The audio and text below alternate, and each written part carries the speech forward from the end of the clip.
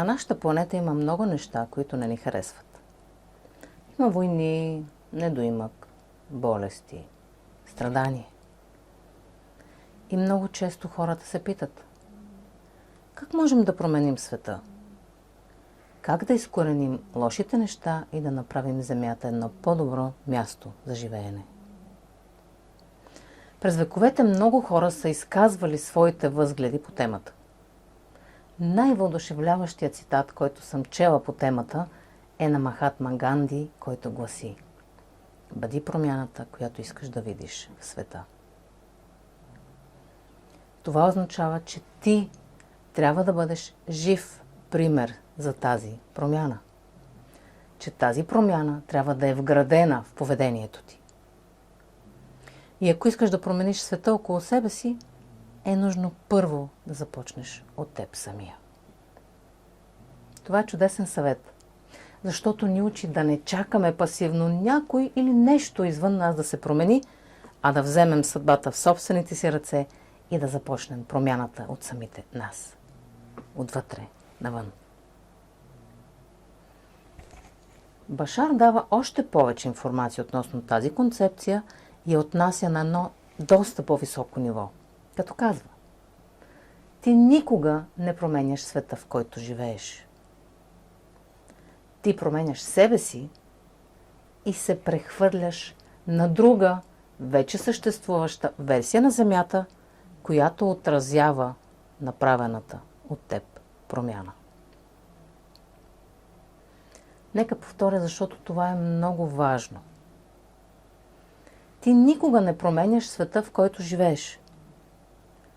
Ти променяш себе си и се прехвърляш на друга версия на Земята, която вече съществува и която отразява промяната, която си направил в себе си.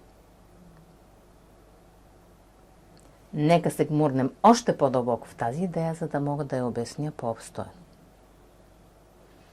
И така, според Башар, ние не променяме света, в който живеем. Ние просто променяме вибрационната честота, на която ние самите вибрираме. И когато нашата вибрация се променя, ние се преместваме на друга вече съществуваща паралелна версия на планетата Земя, която вибрира и съответства на новата ни вибрационна честота. Защото всичко във Вселената е основано на вибрационни честоти и резонанс. И нещата, които вибрират на сходни честоти, се привличат. И обратното, тези, които вибрират на много различни честоти, се отблъскват. Във всеки момент, всеки един от нас постоянно се прехвърля от паралелна реалност на паралелна реалност и това става милиарди пъти в секундата. Това се случва толкова бързо и автоматично, че ние дори не осъзнаваме, че го правим. Както шофьорът избира посоката на автомобила си, въртейки волана, така и ти, променяйки вибрацията си, насочваш своята честота в конкретна посока.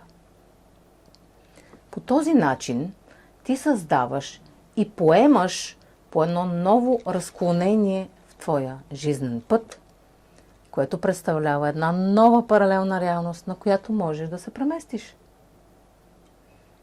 Напомням ти, че когато промениш себе си, ти се преместваш на паралелна реалност, която отговаря и отразява направената вече от теб промяна. Затова, ако искаш да живееш в свят без боклуци по улицата, първо ти трябва да спреш да замърсяваш. И второ, може да организираш хора от общността, в която живееш, съседи и приятели, да почистите заедно района. Така, чрез действията си ти ще заявиш своите предпочитания и ще се насочиш към реалност, която отговаря повече на тях. Запомни, ти никога няма да промениш света, в който живееш. Този свят ще продължи да си съществува. Той е като една статична снимка, като филмов кадър, който завинаги ще остане непроменен.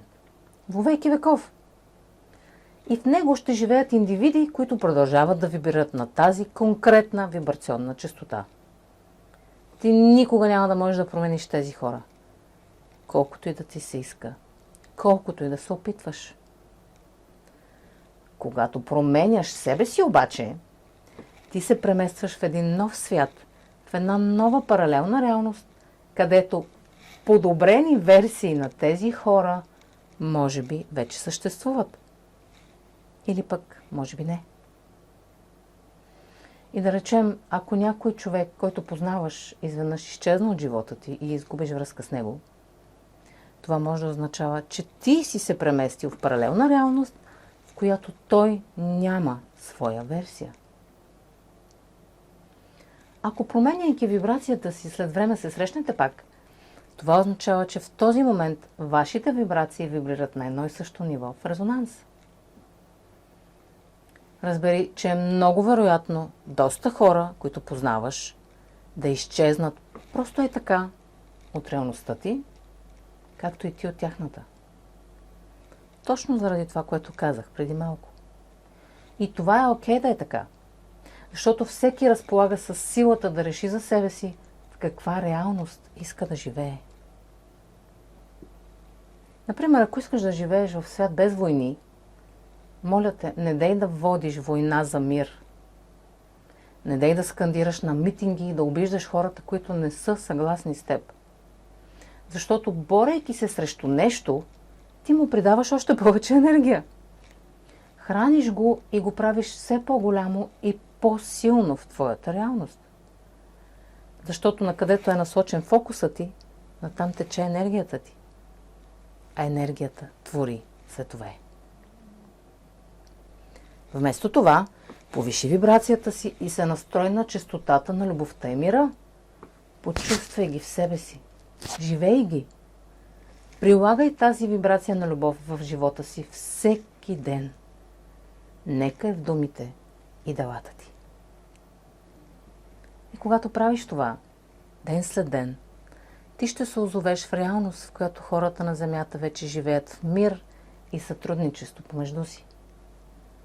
Където няма конфликти и войни. И всички живеем като едно голямо семейство. В същото време, версията на Земята, на която се водят войни, продължава да съществува и хората, които вибрират на същата честота, продължават да си живеят на нея. Затова, ако искаш да видиш промяна в живота си, не дей да настояваш хората около теб да се променят. Спри да сочиш с пръст, да критикуваш и да недоволстваш от всичко и всички около себе си. Вместо това, поеми отговорност и промени себе си, като повишиш вибрацията си. Така автоматично ще се насочиш към нови, по-добри светове, които все повече отразяват твоите предпочитания. Как да повишиш вибрацията си ли? Най-лесният начин е като следваш формулата на Башар. А именно, действай по посока на най-голямото си въодушевление, всеки миг, всеки ден, по най-добрия начин, на който си способен, без да настояваш за определен резултат. Остани в позитивно състояние, без значение какво се случва около теб. И трансформирай негативните си убеждения в позитивни и работещи в твоя полза. Това е. Приятно пътуване по магистралите на паралелните реалности. Благодаря ти за вниманието. Ако информацията тук ти допада, абонирай се за канала, удари един палец, напиши коментар и сподели видеото в социалните мрежи. Така помагаш на канала да се развива и информацията да достига до повече хора. Ако пък имаш нужда от допълнително разяснение или помощ с прилагането на тази информация, свържи се с мен и ще се радвам да ти помогна. Скоро!